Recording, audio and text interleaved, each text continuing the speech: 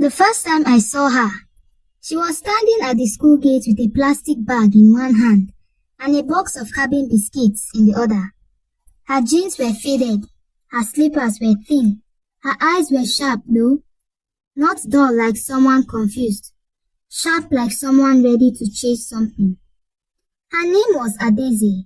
She came from a small town in the east and had just gotten admission to study mass communication in our university here in Lagos. I met her through my cousin, who lived in the next room. At first, she didn't talk much. She minded her business, studied hard, and always wore the same two tops on rotation. But it didn't take long before she started watching the girls. Everyone knew them. If you ever passed through the hostel halfway on a Thursday night, you would see them. 3 girls, Cynthia, Boma, and Joycey. Makeup always perfect, hair always fresh, bags with big designer names, phones that cost more than school fees. They never repeated clothes. They moved like music videos, and wherever they went, head turned. To be honest, even I admired them. They made university life look like a fashion show.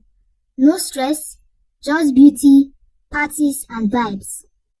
But Adaeze, she did not just admire them. She wanted to be like them. She asked questions. How are they always dressed like that? Are they from rich homes?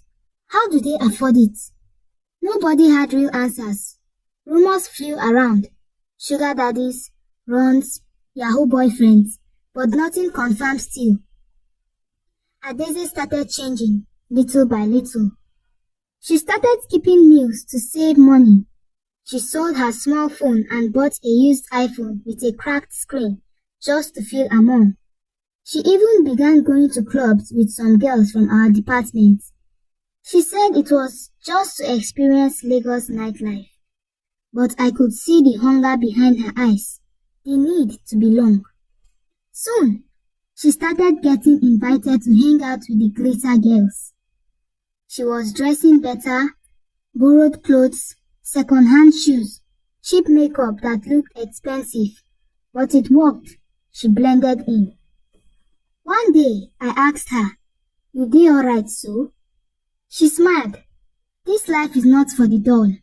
I'm just learning how to shine. Weeks passed. We did not talk as much. She was always out. Sometimes, she would return with new wigs, new perfumes, even a brand new bag. No explanation, just a tired smile and a forced yawn. Then came the night everything changed. There was noise at the hostel gate, people running, shouting. Word spread fast. One girl had collapsed inside Cynthia's room. It was Adaeze. I ran there. She was lying on the floor, eyes rolled back, her lips pale. The security man said she had been rushed to the hospital. The girls did not even follow. They stood aside, quiet, scared. Later that night, I heard the truth. Adaeze had been taken on one of those trips the girls always went on. Just a weekend getaway with a man old enough to be their father. But this time, something went wrong. He had given her something to relax her nerves before the night began. It reacted badly in her system.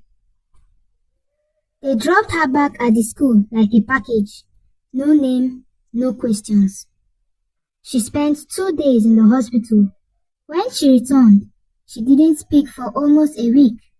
Then, one afternoon, she walked into our room, packed her bag quietly, and sat beside me. I thought they had it all, she said, voice low. But those girls, they didn't sleep at night. Cynthia told me her family doesn't even know where she lives.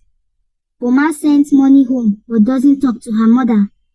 Joycey, she had been on antidepressants since second year. I couldn't speak. What was there to say? They shine on the outside, Adaeze whispered, but inside they are broken. and I was running to be like them. She left school 2 days later. She said she needed to go home, reset her life, and figure out who she really was before Lagos swallowed her whole. 2 years later, I got a job at the media house during NYSC. One morning, I walked into the conference room for a team meeting, and there she was, Adaeze, hair tied black, wearing a plain dress, glasses on, not flashy, just strong. She smiled when she saw me. I started over, she said. It wasn't easy, but I'm still standing. She is now a producer for one of the biggest talk shows in the country. And those girls? Last I heard, Cynthia had dropped out. Boma was stuck in a cycle she couldn't escape. And Joycey had vanished completely. So yeah, sometimes the glitter you envy is really just cheap foil, hiding something dark underneath. And if you're lucky, like Adaeze, you will learn that early enough.